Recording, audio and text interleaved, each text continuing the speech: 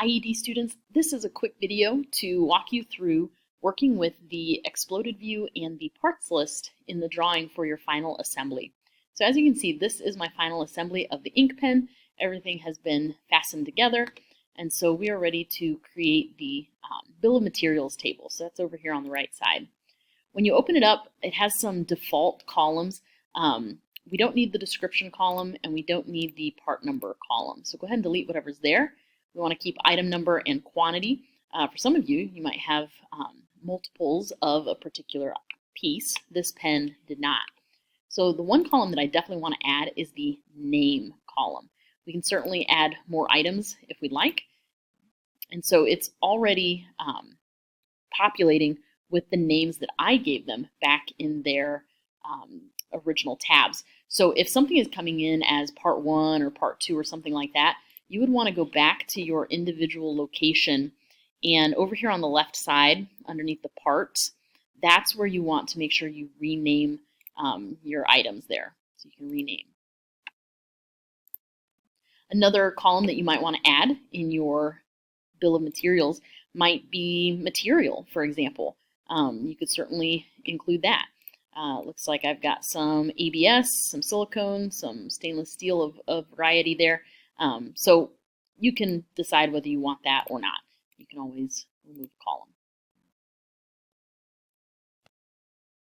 So one last item that we need in our bill of materials is to change the bill of materials type to be structured.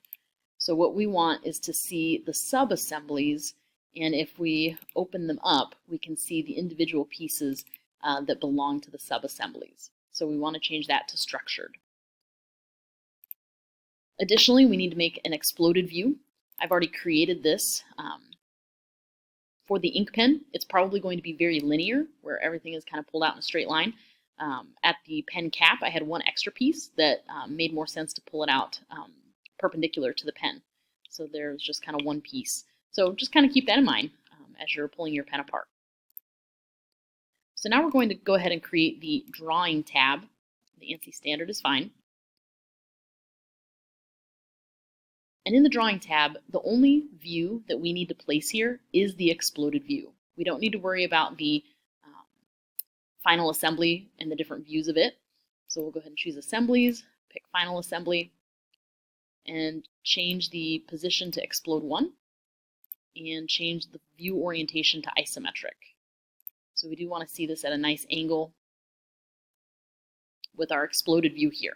So it's very large, so having this exploded view and other views on here at the same time wouldn't fit, wouldn't make a lot of sense. So we've got the exploded view. If you want to change the size, maybe you want it to be 1 to 2.5 instead of 1 to 3, so make it just a little bit larger. That'll work. And let's go ahead and insert the bill of materials table. Let's go ahead and choose that. The final assembly, it's coming in with 3 columns that we had. And once again, instead of flattened, we want it structured. And let's go and choose structured multi-level. That way we can see all of the individual parts under the sub-assemblies. So this is a really useful way of looking at it. So part 1 was technically called sub-assembly 2. But then 1.1 and 1.2 are all of the individual parts coming from subassembly 2. So when we go to place our balloons, they're going to match up with the item number that's given. And so we can select on each piece, pulling them out at an angle. Just trying to keep it organized, however that might look for you.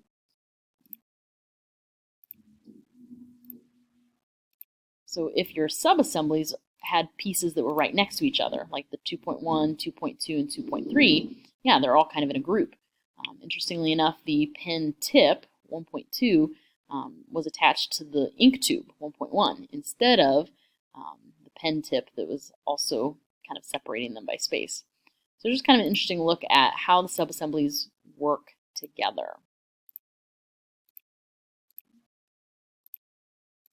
So once you've gotten every single part ballooned, then this drawing is complete.